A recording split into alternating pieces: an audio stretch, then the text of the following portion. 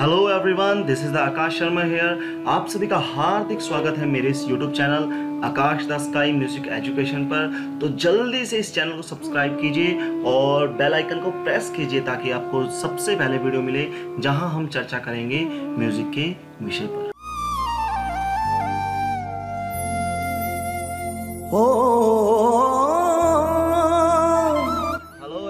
मैं आकाश शर्मा एक बार फिर से आप सभी के बीच में म्यूजिक ऑनलाइन क्लासेस के साथ।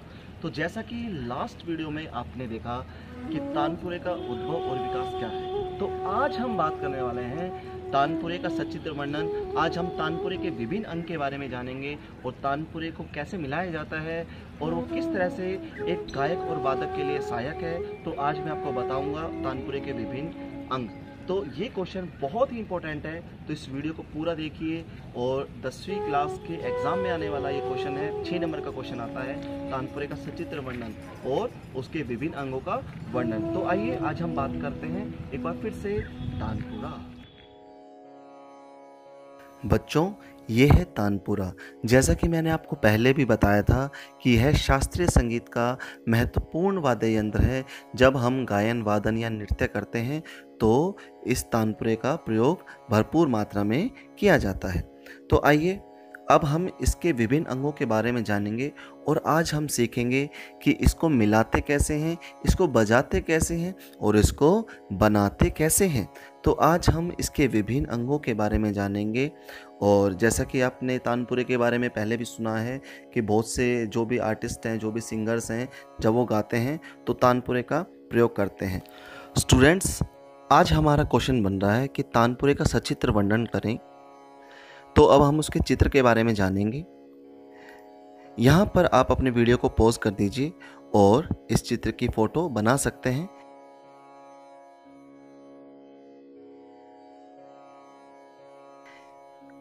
एक चित्र ये है, एक ये चित्र देखिए और एक ये वाला चित्र देखिए। इनमें से आप किसी भी चित्र की फोटो बना सकते हैं। आप इसको स्केच कर सकते हैं क्योंकि एक चित्र बनाना ज़रूरी है, क्योंकि चित्र जो है वो 2 नंबर का आएगा और 4 नंबर का इसका परिचय आएगा। क्योंकि ऐसे भी क्वेश्चन आ सकता है कि इसका सचित्र वर्णन करें, या फिर ऐसा भी आ सकता है कि तानपुरे के विभिन्न अंगों को बताएं और उसके मिलाने की विधि क्या है। आपने अब तक जितने भी चित्र देखे हैं उसमें तानपुरे के विभिन्न अंगों के नाम मेंशन किए हुए थे, लिखे हुए थे, और आप उसको चित्र अच्छे से बना लीजिए। किसी भी चित्र को बना सकते हैं। और अब हम इसके विभिन्न अंगों की बात करेंगे। मैं आपको डिफाइन करके समझाऊंगा। तो जानते हैं तानपुरे के अंग। तो सबसे पहले हेडिंग है तुम्बा। तुम्बा क्या है? यह लौकी का बना हुआ गोल आकृति का बना होता है। इसके अंदर का भाग खोखला होता है, जिसके कारण तानपुरे की ध्वनि में वृद्धि तथा गूंज उत्पन्न होती है। तो बच्चों, मैं अभी आपको एक चित्र दिखा रहा हूं, तो आप ध्यान से देखिएगा। तुम्बा सबसे नीचे का हिस्सा और पीछे का पार्ट होता है। अब ध्यान से देखो, इसके अंदर आपको एक सब्जी दिख रही है, लौकी की सब्जी। इस सब्जी को सुखाया जाता है और इसके बीज निकाल लिए जाते हैं और यह अंदर से खोखला होता है। काफ़ी सालों तक सुखाने के बाद यह सूख जाता है और क्या होता है, फिर इससे हम तुम्बा बनाते हैं। जैसा कि मैंने आपको बताया, इसकी आकृति गोल होती है, बड़ी होती है और ये अंदर से खोखली होती है। खोखली होने के कारण ही इसमें गूंज उत्पन्न होती है। देखो बेटा, अगर ये पार्ट अंदर से खोखला नहीं होगा तो इसमें गूंज उत्पन्न नहीं होगी। नेक्स्ट हेडिंग है तबली। लौकी के ऊपर का भाग काटकर अलग कर लिया जाता है और तुम्बे के खोखले भाग को एक चपटी लकड़ी के एक टुकड़े से ढक दिया जाता है, जिसे हम तबली कहते हैं। तो बच्चों, ये है तबली। जैसा कि आपको बताया था, तुम्बा जो पार्ट था पूरा गोल था, उस लौकी को काट लिया गया और उस खोखले भाग को, मतलब तुम्बे को, एक चपटी फट्टी, एक लकड़ी की फट्टी है जो चपटी है, उससे उसको ढक दिया गया, कवर कर दिया गया, जिसे हम तबली कहते हैं। अब हम डांड की बात करेंगे। यह तानपुरे के ऊपर का भाग होता है जो लंबी लकड़ी का बना होता है। लकड़ी का खोखला डंडा जो तुम्बे के साथ जुड़ा होता है, इसमें खुटियां लगी होती है। डांड के ऊपर चारों तार तने रहते हैं। देखिए बच्चों, अब एक तस्वीर आपके सामने है। इस तस्वीर में देखिए नीचे का भाग मैंने बताया था आपको तुम्बा, और ऊपर का जो लंबा डंडा, आपको जो बिल्कुल खोखला डंडा, जो लंबा डंडा दिख रहा है उसे हम डांड कहते हैं, और वो तुम्बे के साथ जुड़ा हुआ है। और ऊपर आपको 4 खुटियाँ दिखाई दे रही है, इन खुटियों पर चारों तारों को बांध दिया या कस दिया जाता है। नेक्स्ट इज गुलू। जिस स्थान पर तुम्बे और डांड को मिला दिया जाता है वह स्थान गुलू कहलाता है। तो बच्चों, मैंने आपको पहले ही बताया था कि डांड एक अलग पार्ट है और हमारा तुम्बा एक अलग पार्ट है। तुम्बा गोल लकड़ी का बना है और डांड लंबी लकड़ी का बना है, लेकिन जब इन दोनों को जोड़ा जाता है, जिस स्थान पर इसको जोड़ा जाता है, जहाँ पर इसको चिपकाया जाता है, उस स्थान को हम क्या कहते हैं? गुलू। जैसा कि इस तस्वीर में दिखाया गया है, आप ध्यान से देखिए, सबसे ऊपर मैंने एक स्थान को राउंड किया हुआ है और एरो से गुलू लिखा हुआ है। तो जो ये स्थान है यही गुलू कहलाता है, जिससे तुम्बे और डांड को जोड़ा जाता है। नेक्स्ट हम बात करेंगे ब्रिज की। इसे घोड़च अथवा घोड़ी भी कहते हैं।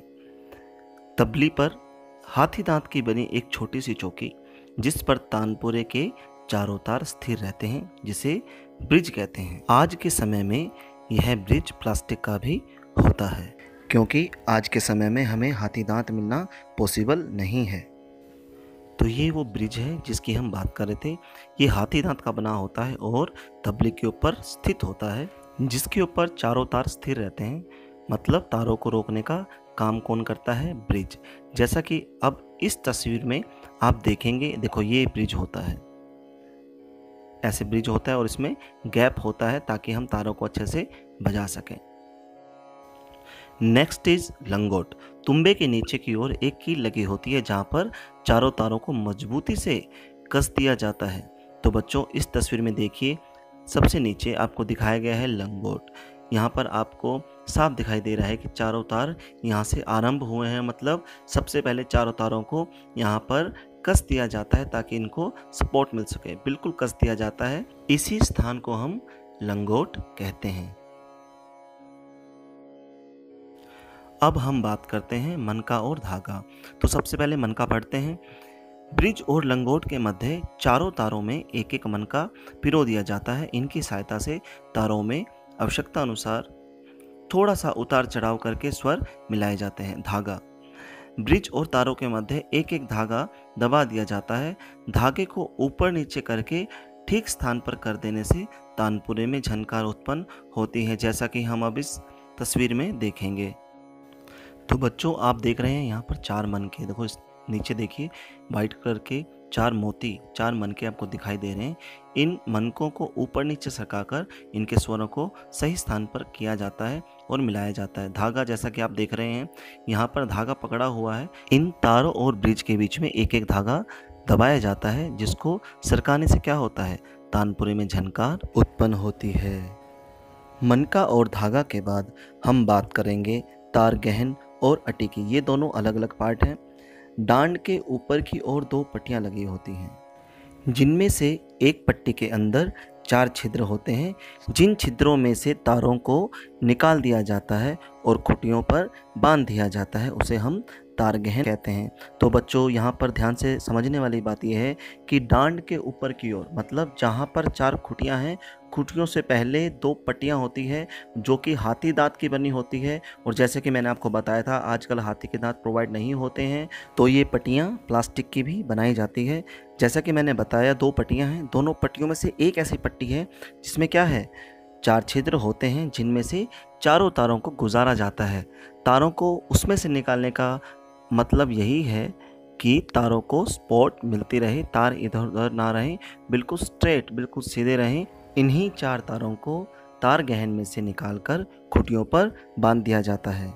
जैसा कि मैं आपको इस चित्र में दिखा रहा हूँ, देखो खुट्टी से नीचे एक तार गहन लिखा हुआ है, जहाँ पर मैंने ये 2 पट्टी है, तो पीछे वाली पट्टी को तार गहन कहते हैं और आगे वाली पट्टी को अटी कहते हैं। जैसा कि आपको इस चित्र में समझ में आएगा, अटी और तार गहन में सिर्फ इतना फ़र्क है कि तार गहन में छिद्र होते हैं, जिनमें से हम तारों को निकालकर खुटियों पर बांध देते हैं। तो अब हम बात करेंगे अटी की। आप इसी हेडिंग में देखिए, जैसा कि मैंने हेडिंग डाला था, तार गहन और अटी। तार गहन के पास हाथी दांत की बनी एक और पट्टी, जिसे अटी कहते हैं। तानपुरे के चारों तार नीचे के कील से ब्रिज पर होते हुए ऊपर की ओर जाते हैं और अटी पर रख दिए जाते हैं। मैं एक बार फिर बता रहा हूँ, तार गहन में 4 छिद्र होते हैं, लेकिन अटी में छिद्र नहीं होते।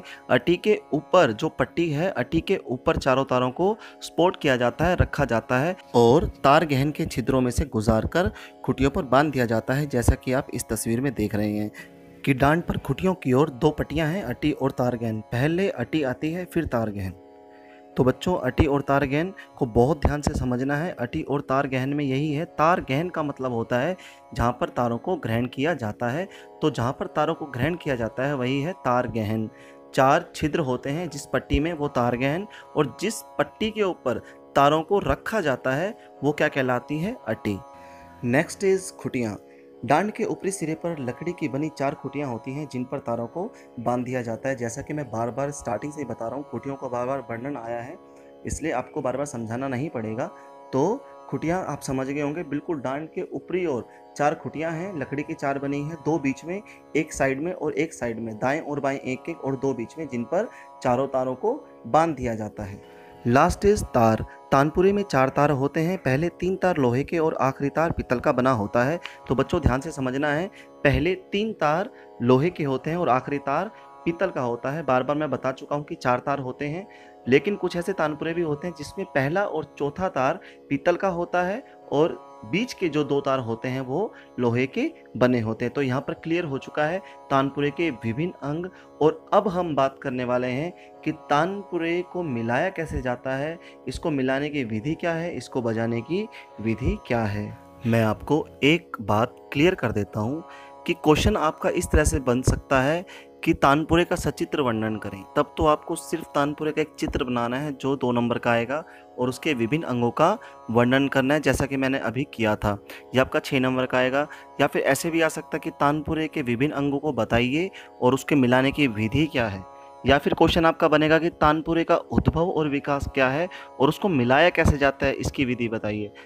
ठीक है, ये 3 क्वेश्चन इस तरह से हमारे बन सकते हैं। तो आपको जो पहले मैंने वीडियो में आपको समझाया था क्वेश्चन, वो भी, और ये वाला क्वेश्चन भी आपको पूरा तरीके से कंप्लीटली आपको इसको समझना पड़ेगा। ठीक है, तो तानपुरे का सचित्र वर्णन हम यहीं पर ख़त्म करते हैं। तानपुरे के मिलाने की विधि और इसको बजाने की विधि मैं आपको अगले क्वेश्चन में समझाऊंगा, क्योंकि ये क्वेश्चन बहुत बड़ा हो जाएगा। तो आप इस क्वेश्चन को अलग से लिख लीजिए, तानपुरे का सचित्र वर्णन। तो मैं आशा करता हूँ बच्चों आप सभी को बहुत अच्छे समझ में आया होगा। Thank you so much. अगर आपको अच्छा लगे तो इसको लाइक कीजिए, सब्सक्राइब कीजिए, शेयर कीजिए और कमेंट बॉक्स में आपका कोई भी डाउट हो इस क्वेश्चन से रिलेटेड या किसी भी क्वेश्चन से रिलेटेड आप मुझे बता सकते हैं। कि जो क्वेश्चन आपको अच्छे से समझ में नहीं आया तो मैं उसका वीडियो भी एक बार दोबारा से बना के आपको भेज दूंगा।